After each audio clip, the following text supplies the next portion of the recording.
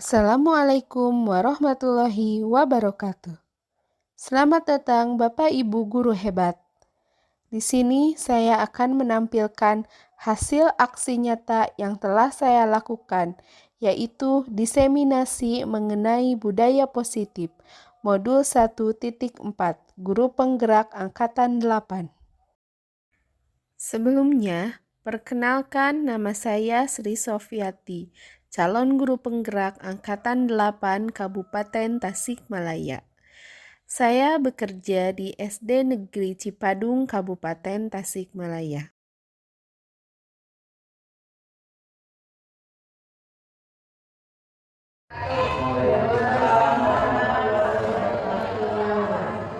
Ya, Bapak Ibu, terima kasih atas kesediaannya untuk hadir pada kegiatan hari ini, yaitu kegiatan diseminasi mengenai budaya positif yang akan saya sampaikan selaku calon guru penggerak Angkatan 8. Nah, di sini kita akan membahas mengenai budaya positif, ya. Namun sebelumnya,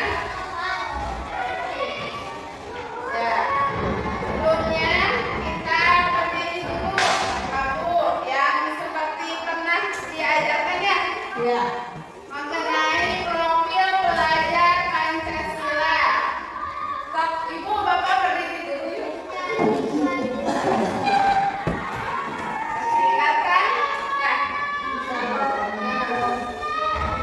Bareng-bareng langsung aja. Ya. 1, 2, 3. Pelajar Pancasila beriman dan bertakwa pada Tuhan Yang Esa dan berakhlak mulia, berkomitmen menghargai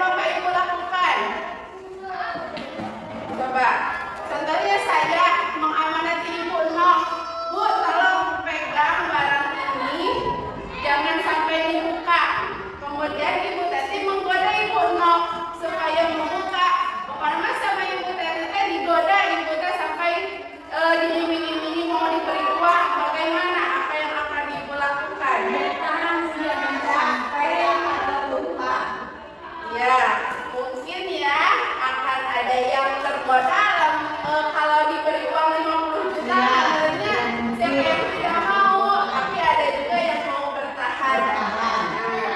Gitu ya. Nah, apa hubungannya? Nah, kemungkinan jawabannya ada yang mau membuka, ada juga yang tidak. Nah, itu disebut dengan teori kontrol ya. Siapa yang dapat mengontrol Ibu Nom untuk membuka atau menutup kepalan tangannya, itu siapa yang dapat mengontrolnya?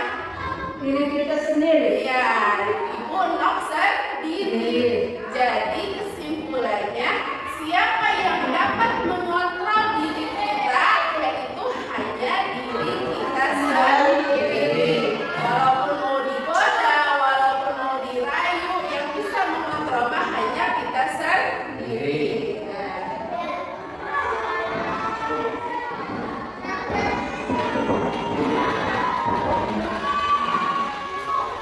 Nah, jadi di sini tadi yang mengenai teori kontrol itu, yang dapat mengontrol kita itu hanya diri kita sendiri. Begitu juga dengan anak-anak waktu di sekolah, yang bisa mengontrol anak-anak itu hanya mereka sendiri gitu. Kita tidak bisa mengontrol sebenarnya gitu. Nah, kita akan meluruskan miskonsepsi ya yang biasa kita lakukan. Nah, menurut Dr. William Glasser ada beberapa miskonsepsi mengenai teori kontrol.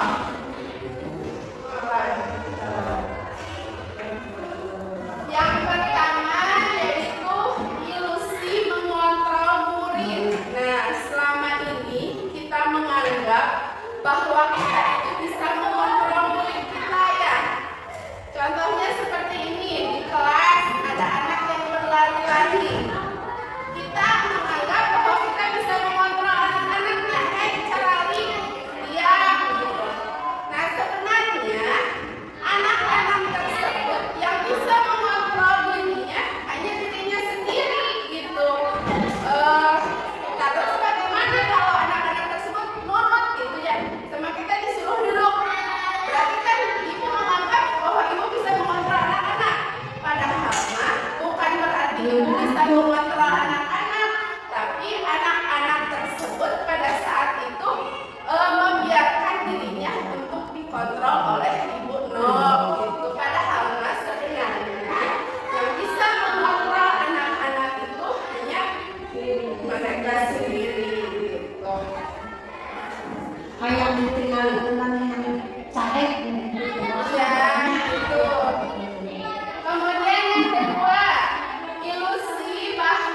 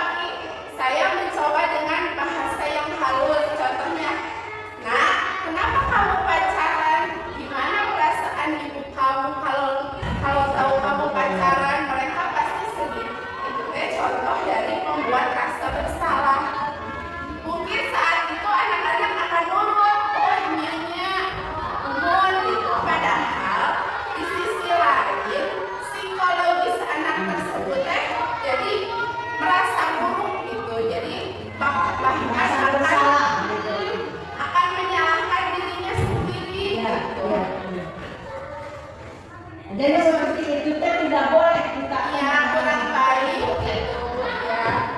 Kemudian yang terakhir, ilusi bahwa orang dewasa memiliki hak untuk memaksa gitu. Tidak bisa ya, sebetulnya orang dewasa itu tidak bisa memaksa anak-anak kecil gitu atau anak-anak murid-murid di sekolah.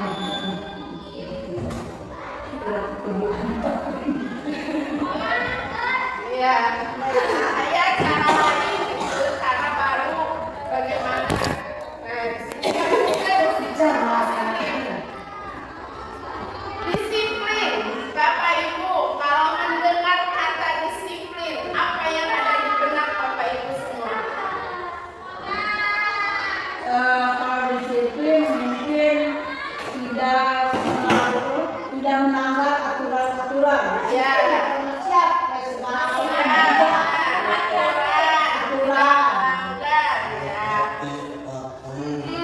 Ya, saya juga sama ya, ketika mendengar kata disiplin pasti karena kata aturan, harus siap gitu ya, seperti itu. Nah, ya biasanya kita kalau mendengar kata disiplin, disiplin itu dekat dengan ketidaknyamanan ya, karena dipaksa gitu harus ikut. Kemudian disiplin biasanya erat dengan keterpaksaan. Disiplin di sekolah biasanya karena takut dihukum ya. Kemudian disiplin pada anak-anak sering juga karena ingin dipuji. Disiplin yang dijalani saat ini adalah motivasi dari bukan luar. disiplin dengan kesadaran diri. Jadi tidak dari dalam diri sendiri. Nah, sebenarnya ya, disiplin itu berasal dari bahasa Latin yang artinya belajar. Ternyata disiplin ya.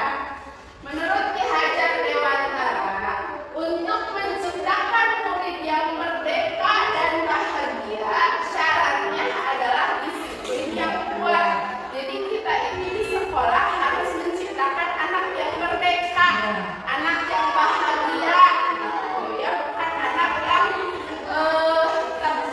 terpaksa, terkekang. Disiplin yang dimaksud adalah disiplin yang dengan motivasi internal dari dalam dirinya sendiri atau disiplin diri ya. Disiplin diri pada kenyataannya akan ada motivasi internal yang negatif dan positif. Pasti kalau dari dalam dirinya sendiri pasti ada positif, ada negatif.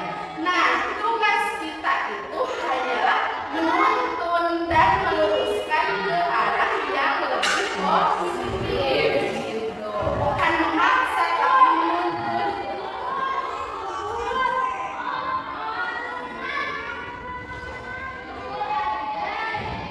Nah, selanjutnya tugas kita itu sebagai penuntun tumbuhnya disiplin positif yang berperan untuk menuntun mereka agar mereka dapat menumbuhkan disiplin diri. Jadi harus tumbuh dari dalam dirinya tanpa ada keterpaksaan gitu. Tapi dengan bimbingan kita. Ya, tapi dengan bimbingan kita menuju arah yang positif. Iya.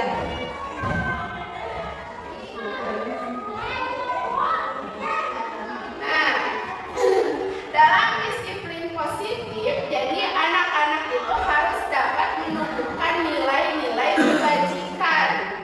Nilai-nilai kebajikan seperti apa? Apa nilai-nilai kebajikan itu? Nah, menurut Diana Gosser, disiplin diri adalah kontrol diri, yaitu kontrol diri untuk mencapai sebuah tujuan mulia. Tujuan mulia tersebut yang dinamakan dengan nilai-nilai kebajikan. Dan seperti apa nilai-nilai kebajikan itu? Nah, nilai-nilai kebajikan adalah sifat-sifat positif yang bisa dikatakan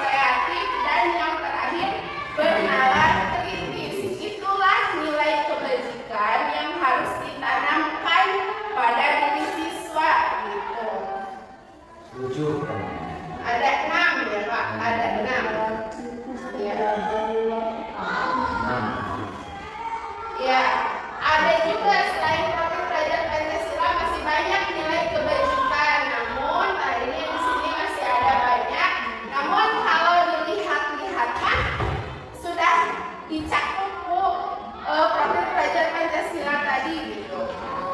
Masih sama-sama kene gitu. Iya. Masih makhluk bisa. Ya.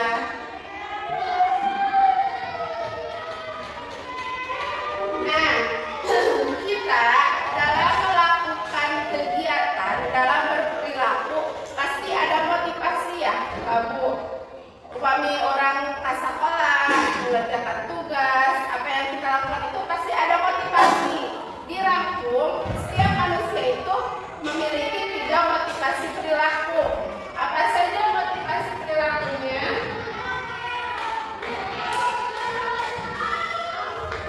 Nah, 3 motivasi perilaku setiap manusia. Yang pertama, untuk menghindari ketidaknyamanan atau hukuman. Jadi, contohnya begini ya, jangan dulu favorit, kita dulu aja. Contohnya saya datang ke sekolah pukul 7 karena saya takut ketinggalan absen dan nantinya dipotong gaji. Bisa. Itu nggak berarti saya datang ke sekolah jam 7 karena apa motivasinya? Karena menghindari ketidaknyamanan atau hukuman. Kemudian yang kedua, ada juga motivasi untuk mendapatkan imbalan atau pujian orang lain. Siapa yang mau beri contoh? Ada contohnya? Ya. Kamu. Saya datang ke sekolah kuliah awal diuji dengan teman-teman sejawat. Ya. Kepala sekolah. Ya, contohnya seperti itu. Kita datang ke sekolah karena ingin dipuji oleh kepala sekolah, ingin disebut guru teladan. Ya. Gitu. Itu juga berarti motivasinya dari dalam atau dari luar? Dari luar. Dari luar ya, motivasi eksternal. Kemudian yang ketiga, ada motivasi untuk menjadi orang yang mereka inginkan dan menghargai diri akan nilai-nilai yang mereka yakini. Contohnya seperti apa? Ingin dihargai orang lain mungkin itunya. Enggak mau contohnya kan ada kesadaran Kesadaran diri. Iya, contohnya ibu beberes di lapangan bisa Sabtu. Kenapa ibu melakukan itu? Karena ya sadar dari diri sendiri. Iya, Ya, iya. enak sampah berserakan. Berarti itu motivasinya berasal Dari dalam. Iya. Begitupun dengan anak-anak. Mereka itu setiap perilaku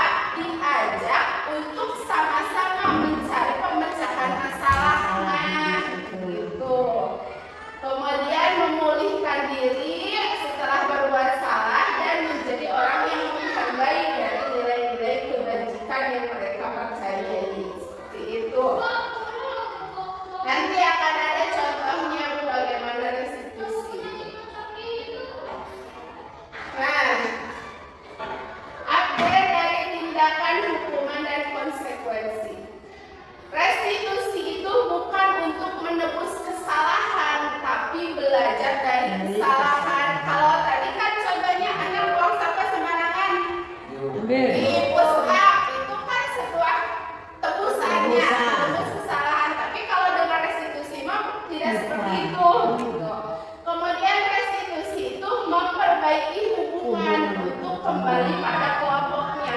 Tadi kan kalau anak di tengah lapang kita marahi, disuruh push up, bagaimana perasaan mereka? Selain capek harus push up, mereka juga akan merasa malu, ya, merasa takut gitu. Tapi kalau dengan restitusi, mereka itu justru akan memperbaiki hubungannya, bahkan mereka akan menjadi lebih baik lagi gitu. Bukannya malah down gitu. Kemudian restitusi tawaran, bukan paksaan. Kalau tadi makan anak dipaksa harus push up gitu ya. Kalau restitusi mah sebuah tawaran gitu.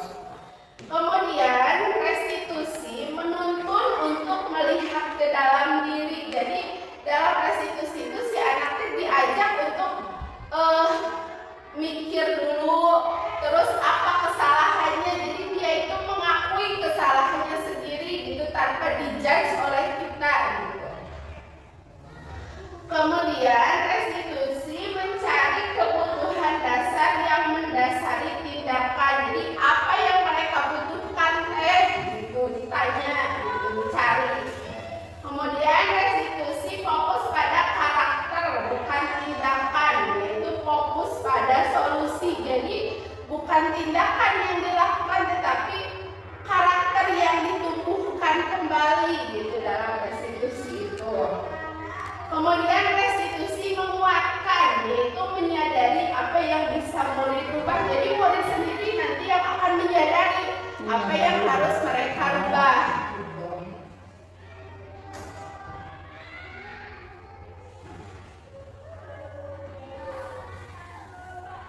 Nah, dalam restitusi, sebelum kita masuk ke restitusi, ada yang namanya keyakinan kelas.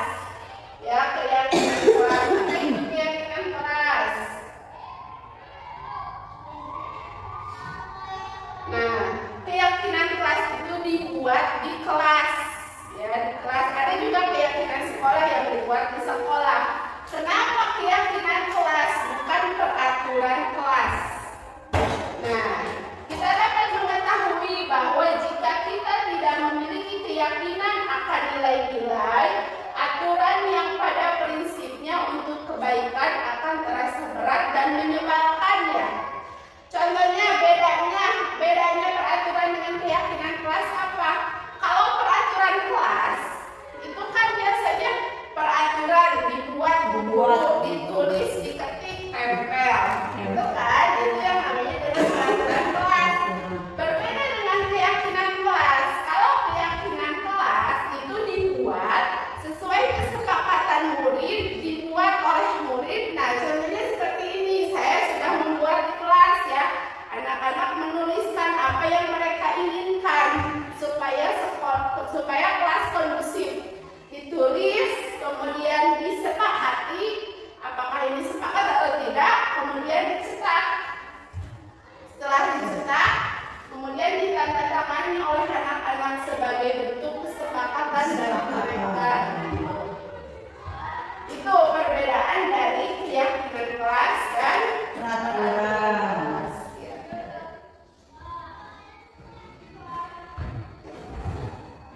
Nah, di sini ada prosedur pembentukan keyakinan kelas ya. Nanti Bapak Ibu bisa diaplikasikan di kelas dalam membuat keyakinan kelas itu. Pertama, mempersilahkan murid atau warga sekolah untuk curah pendapat tentang aturan. Di sekolah, di kelas, kalian maunya seperti apa? Seperti itu. Kemudian mencatat semua masukan di papan tulis atau kertas besar agar semua melihat. Kalau saya ditulis dulu di sticky note, kemudian ditempelkan di sini di papan tulis ya. Kemudian jika ada kalimat negatif diganti dengan kalimat positif. Kenapa harus seperti itu? Jadi ada ahli yang mengatakan bahwa kurang-kurangi menggunakan kalimat negatif kepada anak. Jadi contohnya seperti ini, jangan buang sampah sembarangan. Nah, cobalah ganti dengan kata-kata yang positif. digantinya dengan apa? Buanglah sampah pada tempatnya. Karena anak itu semakin dilarang akan semakin dilakukan. Contohnya jadinya ada anak balita, terus ada teko panas. Jangan disentuh tekonya. Karena nanti jangan disentuh, mereka penasaran ingin menyentuh gitu. Jadi kurang-kurangi kalimat negatif. Jadi jika ada kalimat negatif, gantilah dengan kalimat yang positif. Contohnya di kelas jangan gaduh. Diganti dengan apa? Harap tenang di sekolah, di kelas gitu. Di kelas harus tenang, jangan menyontek, kerjakan dengan jujur seperti itu. Jadi diganti dengan kalimat-kalimat yang positif. Kemudian setelah itu tinjau ulang keyakinan kelas, lalu disederhanakan menjadi 5 sampai 7 buah nilai gitu. Jadi kan ini di sini ada jangan berkelahi, sudah diganti menjadi hidup rukun. Gitu. Kemudian harus saling menghormati, gitu. Terus dikelompokkan menjadi ada poin kebersihan, ada poin komitmen, ada poin tata krama. Dari poin kebersihan, membuang sampah pada tempatnya, melaksanakan piket sesuai jadwal. Kemudian komitmen, memakai pakaian rapi dan datang tepat waktu dan sebagainya. Seperti itu. Kemudian setelah selesai dibuat, ditandatangani di kelas sebagai kesepakatan bersama. Jadi setelah dibuat baru ditandatangani sebagai bentuk kesepakatan. Gitu. Ada buktinya. Jadi proses kamu harus bikin sendiri. Iya, mohon Bu, seperti itu. Nah, di sini contoh pembentukan keyakinan kelas yang sudah saya lakukan. Ya, di sini anak-anak menuliskan, kemudian menempel pada kertas karton.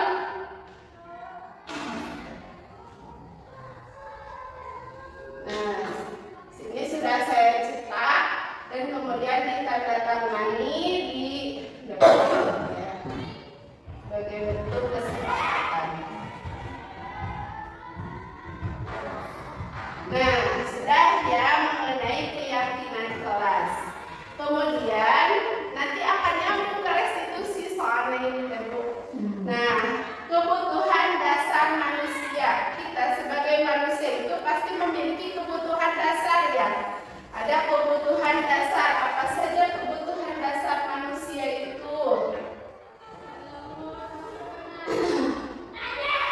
Nah, ada 5 yang menjadi kebutuhan dasar manusia. Yang pertama, kebutuhan dasar untuk bertahan hidup, untuk makan, untuk minum, untuk tidur, butuh uang, untuk bertahan hidup. Kemudian yang kedua, sama dengan anak juga, gitu ya, memiliki kebutuhan dasar bertahan hidup. Kemudian yang kedua, kasih sayang dan rasa diterima. Bujuk-bujuk anak, ya, kita juga butuh kasih sayang dan rasa diterima. Begitupun dengan anak, gitu. Anak itu sangat membutuhkan kasih sayang dan rasa diterima, gitu, di sekolah itu. Kemudian yang ketiga, penguasaan. Penguasaan itu contohnya seperti apa? Contohnya, anak itu butuh mendapatkan nilai yang bagus, sebenarnya bagaimana caranya, gitu. Kemudian kesenangan. Nah, di sekolah anak butuh kesenangan, tidak melulu anak itu harus serius, harus pusing, gitu ya, tapi anak itu harus senang di sekolah, dengan main tapi sambil belajar, gitu. Kemudian nyanyi-nyanyi seperti itu. Kemudian yang terakhir yaitu kebebasan. Jadi tidak boleh dikekang, tidak ada pengekangan di sekolah. Biarkan saja. Iya. Merdeka. Merdeka. Ambil segala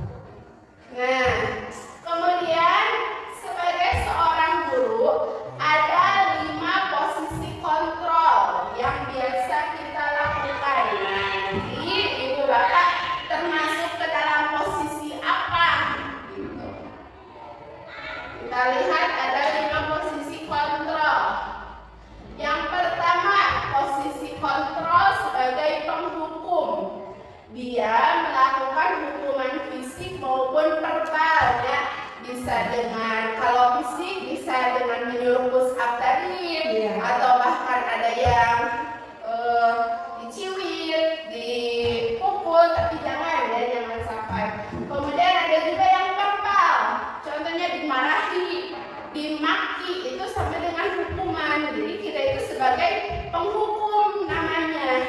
Gitu. Kemudian yang kedua sebagai pembuat rasa bersalah gitu. Seperti yang lembut tapi menusuk gitu. Itu teh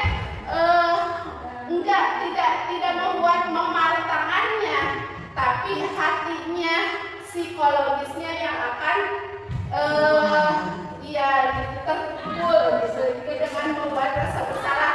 Saya akui, saya juga sering ya yang pernah gitu melakukan pembuat rasa bersalah teh gitu ya, jika lembut tapi nusuk gitu. Kemudian sebagai teman mengontrol melalui persuasi dan pendekatan keakraban. Ya kadang suka ada yang posisi kontrol sebagai teman ke anak teh sambil gimana gitu ke anak teh. Itu memang bagus ya menumbuhkan keakraban. Namun kadang-kala hal tersebut dapat membuat anak menjadi melunjak ke gurunya, tidak ada rasa hormat. Karena tetap rasa hormat itu harus ditumbuhkan ya dari diri anak tersebut gitu. Kemudian yang keempat sebagai pemantau. Pemantau itu menggunakan sanksi atau konsekuensi. Ada pemisahan keakraban. Jadi contohnya seperti ini. Kamu tadi buang sampah sembarangan. Kamu tahu kan kesepakatannya harus apa? Nah itu sebagai pemantau, namanya tidak melakukan tengah hukum tapi mantau gitu. Ya. Nah kemudian yang kelima ada sebagai manajer, berbuat sesuatu bersama untuk menemukan solusi dan belajar. Nah kalau posisi kontrol sebagai seorang manajer, nah guru dan murid itu secara bersama-sama mencari solusi dari apa yang sudah dilakukan oleh anak tersebut gitu ya. Mungkin kadang kita dari kemarin-kemarin ya kadang kita pernah menjadi hukum, membuat rasa bersalah juga sebagai teman atau pemantau. Nah ada yang paling bagus itu yaitu sebagai seorang manajer gitu, yang guru dengan murid itu harus saling bekerja sama untuk memecahkan masalah gitu.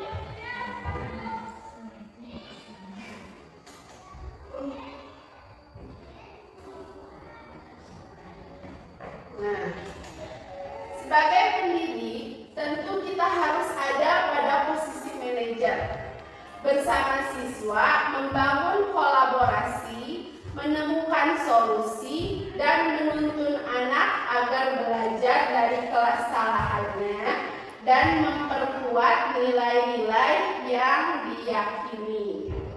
Pendidikan pada posisi manajer membimbing murid untuk bisa menjadi manajer bagi dirinya sendiri dan kembali pada kelompoknya dengan membawa keyakinan akan nilai-nilai seperti itu Bapak Ibu. Nah jadi kita sudah sampai ke 5 posisi kontrol ya. Sebelum kita melanjutkan ada ice breaking dulu supaya tidak ngantuk. Jadi Pak Mamat ngantuk ya Pak Mamat.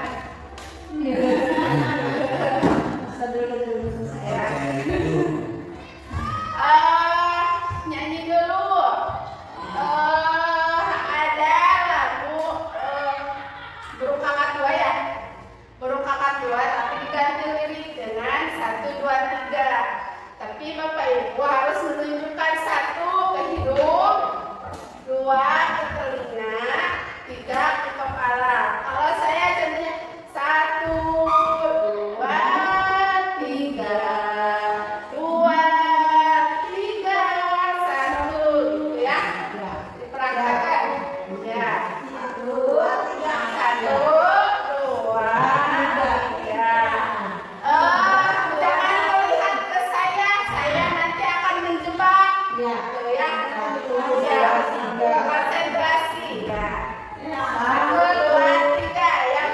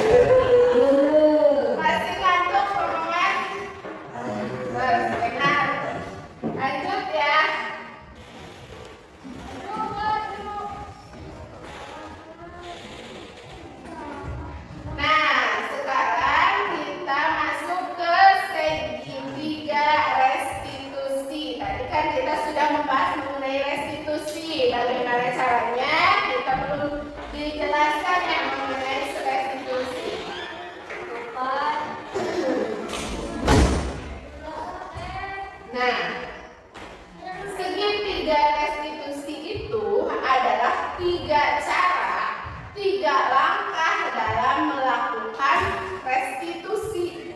Yang pertama ada menstabilkan identitas. Jadi ketika anak melakukan kesalahan, melakukan hal-hal yang negatif, kita panggil. Kemudian yang pertama kita lakukan yaitu stabilkan dulu identitasnya, gitu ya. Kan pasti mereka emosi, gitu ya. Ada rasa takut dipanggil oleh kita. Nah, pertama-tama kita stabilkan dulu identitasnya. Nanti ada contohnya ya. Kemudian setelah stabil identitasnya, validasi tindakan yang salah. Kemudian yang terakhir menanyakan keyakinan. Itu tiga langkah restitusi. Kita bahas satu-satu ya. Yang pertama menstabilkan identitas. Nah, restitusi itu sulit jika anak fokus pada kesalahannya. Contohnya, anak yang melakukan hal negatif, kita panggil. Kalau anak merasa takut, itu tidak bisa dilakukan restitusi. Jadi harus distabilkan dulu. Harus distabilkan dulu emosinya, identitasnya, gitu. Kemudian yang kedua, mengubah identitas gagal ke identitas yang sukses, gitu. Jadi ubah dulu identitas yang gagalnya, gitu. Kemudian kita harus membuat mereka menjadi reflektif, gitu. Ajak dulu ngobrol lah, gitu, seperti itu ya. Dengan apa contohnya? Contohnya dengan membuat kalimat, kan contohnya tadi ada anak yang marah-marah. Nah, kenapa kamu marah-marah? Ya Bu, tadi saya kesal. Oh iya, Ibu juga pernah kok merasa kesal, gitu. Iya, Ibu juga tahu kalau begitu pasti kesal, gitu. Kenapa tadi berantem? Ya Bu, saya diledek. Iya, Ibu juga tahu kalau diledek itu pasti kesal, gitu. Jadi distabilkan dulu identitasnya. Kemudian tahap yang kedua yaitu validasi tindakan yang salah. Setelah anak stabil, kemudian validasi tindakan yang salah. Nah, mengidentifikasi kebutuhan dasar anak dari tindakan yang mereka lakukan. Ya, jadi identifikasi dulu kebutuhan dasar anak dari yang mereka lakukan itu. Kemudian yang kedua, memahami alasan dibalik tindakan murid. Kenapa dia melakukan hal seperti itu. Dan yang ketiga, membuat anak terjangkau atau menjadi terbuka. Buatlah anak menjadi lebih terbuka ke kita. Itu jadi jangan sampai anak menjadi ketakutan oleh kita. Gitu. Dengan kalimat seperti apa? Contohnya, kamu bisa saja melakukan yang lebih buruk, gitu. Kalau kamu terus berantem, bisa saja kan kamu melakukan yang lebih buruk. Oh iya ya Bu, benar kan gitu, anak teh. Atau pasti kamu mempunyai alasan seperti itu. Kemudian untuk langkah yang terakhir yaitu menanyakan keyakinan. Nah, setelah anak mengakui kesalahannya, mengakui alasan dari apa yang telah diperbuatnya, tanyakan keyakinan yang telah kita sepakati tadi. Nah, kita pada dasarnya termotivasi secara internal, gitu. Kemudian pada tahap ini, anak siap menghubungkan nilai-nilai yang mereka yakini dan menebalkannya. Dan yang terakhir, kita juga harus membantu mereka fokus pada nilai, gitu. Contohnya seperti ini. Apa keyakinan yang kelas yang harus kamu tebalkan? Contohnya gini, anak yang berantem ya. Kita tanya, keyakinan kelas apa yang harus kamu tebalkan? Berarti jika kamu melakukan ini, oh hidup rukun Bu, seperti itu. Jadi mereka itu harus hidup rukun. Jadi harus segala sesuatunya kan harus berasal dari anak, gitu. Tapi dipancing, gitu. Dipancing oleh kita, gitu. Jadi jangan tertekan, gitu, anak teh, ya.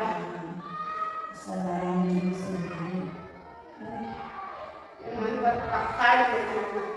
Nah, di sini ada contoh penerapan segitiga restitusi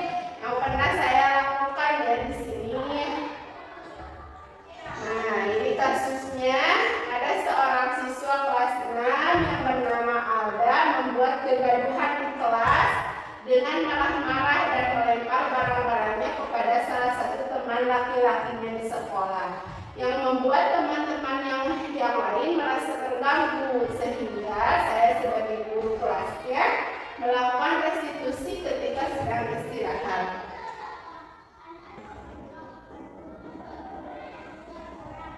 Angga, tadi Ibu dengar katanya di kelas ada kegaduhan. Apakah Angga tahu ada kegaduhan apa tadi?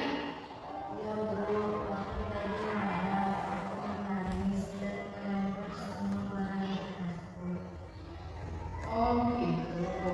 Ibu juga pernah kok marah. Semua orang juga pasti pernah marah dan juga melampiaskannya.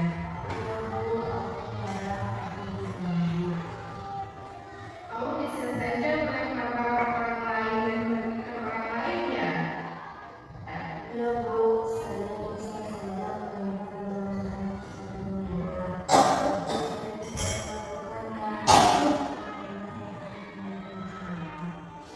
Kamu pasti punya alasan kenapa kamu melakukan seperti itu.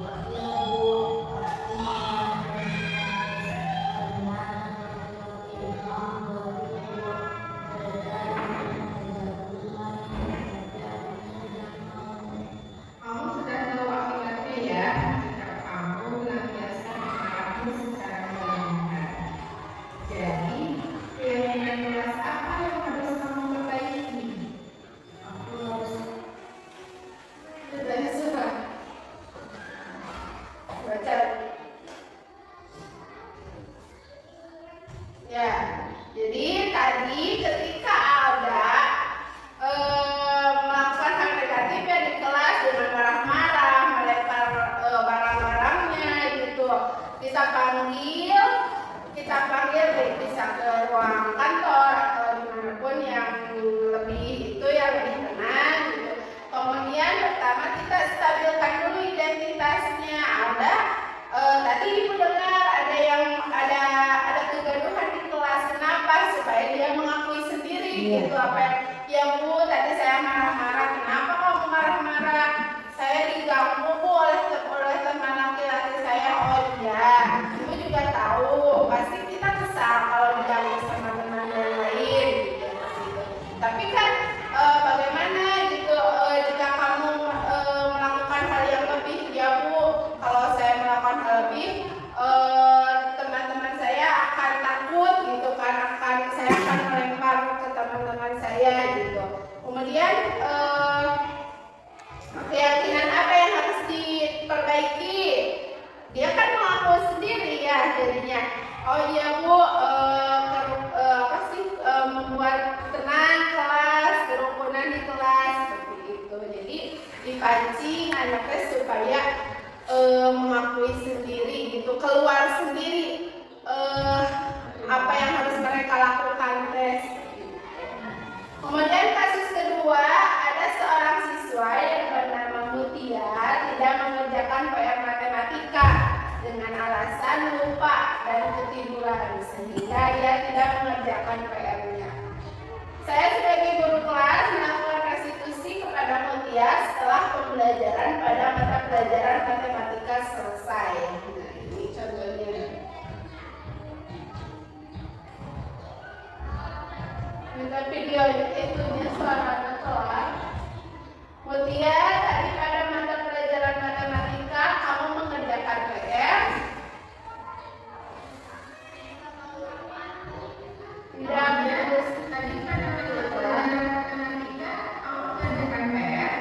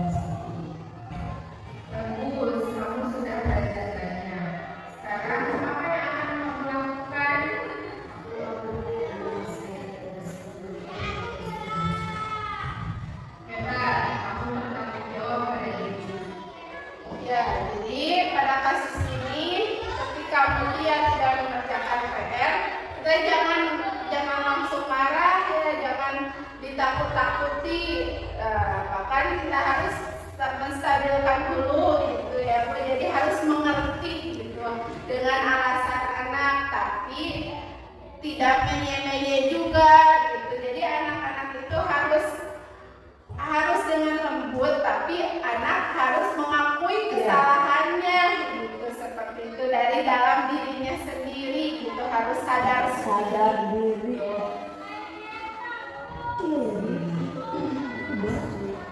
Nah, untuk refleksinya, jadi motivasi itu harus timbul dari dalam diri siswa untuk melakukan perubahan. Jangan sampai di sekolah itu ada yang menjadi tekanan, anak tertekan, anak merasa dipenjara, bahkan anak itu harus merasa betah di sekolah gitu kan. Selama ini ya anak-anak kan ketika jam 12 pulang mereka sangat semangat untuk pulang gitu, tapi katanya itu anak-anak itu harus sampai merasa betah di sekolah tidak mau pulang gitu. Kan contohnya seperti ini ya, contohnya kalau di pramuka ya, kalau dengan nyanyi-nyanyi, dengan game, kan anak-anaknya seru, bahkan mereka pengen diulang lagi. Nah, kita terapkan dalam kegiatan pembelajaran di sekolah juga, di kelas juga gitu, supaya anaknya betah di kelas gitu.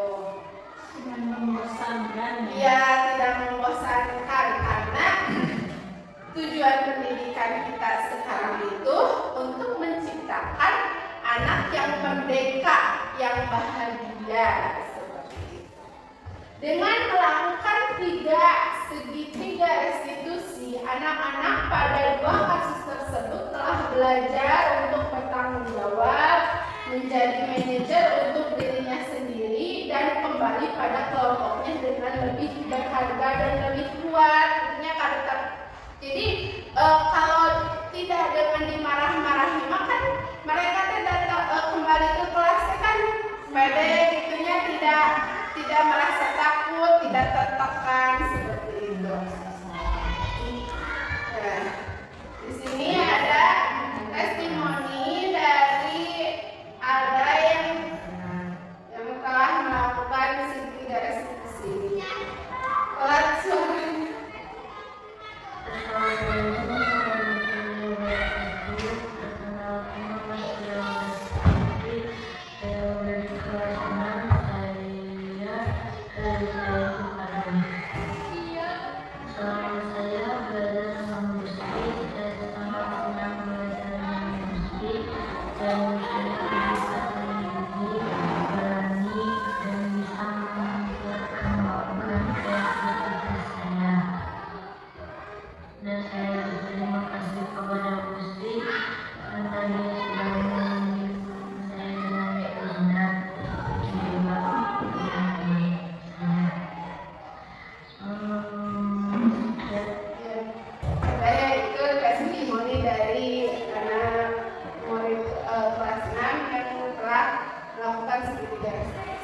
Kesimpulan dari materi hari ini itu sebagaimana pemikiran Lester bahwa kapasitas berubah ada di dalam diri. Ya, kapasitas untuk berubah itu ada dalam diri.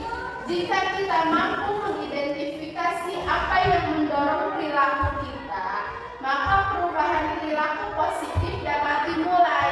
Lalu solusi untuk pemenuhan kebutuhan tersebut akan dilakukan dengan cara yang positif seperti itu. Dengan melakukan restitusi, diharapkan siswa dapat bertanggung jawab atas perilaku yang mereka lakukan, lalu dapat memperbaiki hubungannya untuk kembali kepada kelompoknya dengan menyadari kesalahannya dan belajar menjadi manajer untuk dirinya sendiri dan menanamkan disiplin positif, sehingga pada akhirnya akan tumbuh dan berkembanglah budaya positif seperti itu. Bapak Ibu, terima kasih untuk waktunya. Mohon maaf ya Bapak Ibu, saya bukan berarti menggurui, tapi saya hanya ingin berbagi ilmu, berbagi pengalaman atas apa yang telah saya dapatkan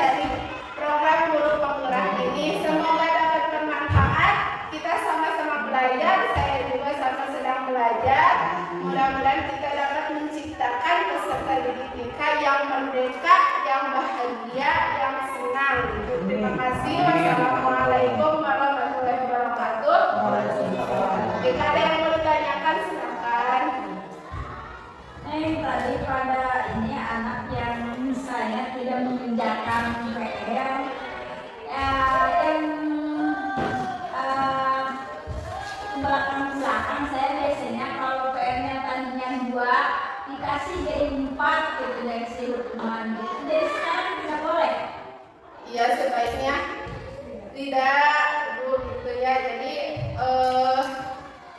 buat dulu anak, jadi jangan langsung berat gitu Bu, tapi dibuat dulu anak supaya mengetahui kesalahannya dulu, kemudian anak bisa mencari solusi untuk kedepannya bagaimana, kamu mau seperti apa kedepannya, seperti itu mungkin Bu. Ya, kalau itu mah berarti sama dengan hukuman ya memang sulit ya untuk keluar dari zona nyaman yang biasa kita lakukan gitu. Mudah-mudahan kita bisa menerapkannya. Seperti halnya dalam tadi untuk membawa sadar diri anaknya, kesadaran diri anak kita harus menunggu sampai dasar sadar-sadarnya anak. Tapi kan menunggu sadarnya anak itu belum tentu hadir saat itu juga, dalam waktu jam 2 jam, kadang-kadang berapa hari gitu. Nah, untuk mencapai sampai kesadaran diri anak itu melakukan seperti tadi yang dijelaskan oleh ibu, kan biasanya kalau kita supaya anak itu ambil ini itu kan buat hukuman.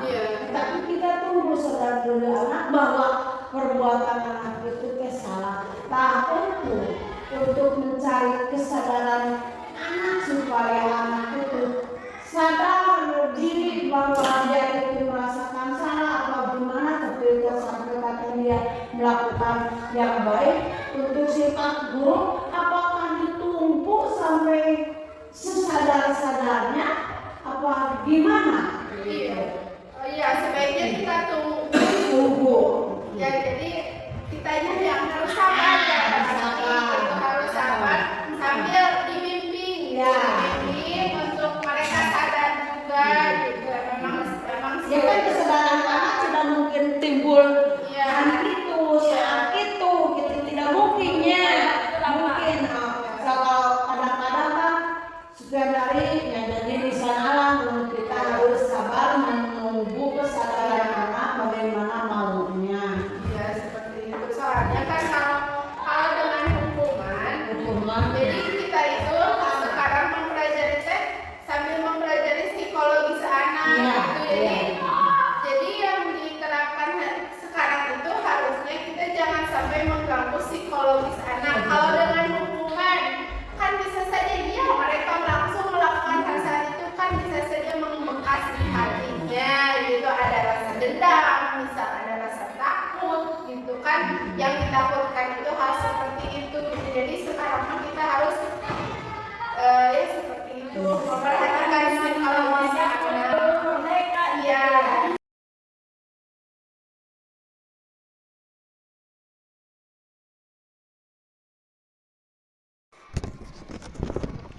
Assalamualaikum warahmatullahi wabarakatuh. Perkenalkan, nama saya Ridwan. Saya guru agama di SD Negeri Cipadung. Saya merasa senang bisa mengikuti kegiatan diseminasi mengenai budaya positif yang diadakan oleh Ibu Sri.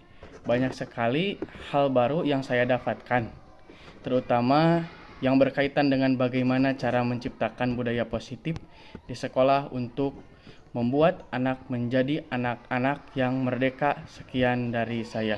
Wassalamualaikum warahmatullahi wabarakatuh. Assalamualaikum warahmatullahi wabarakatuh. Perkenalkan, nama saya Ning Nadira, murid kelas 6 SD Cipadung. Saya diajar oleh Ibu Sri sebagai wali kelas 6. Saya dan teman-teman kelas 6 bersama dengan Ibu Sri sudah membuat keyakinan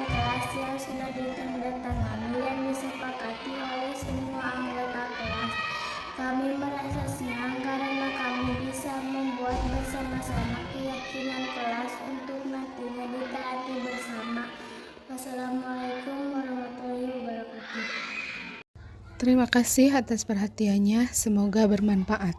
Guru penggerak, tergerak, bergerak, menggerakkan. Wassalamualaikum warahmatullahi wabarakatuh.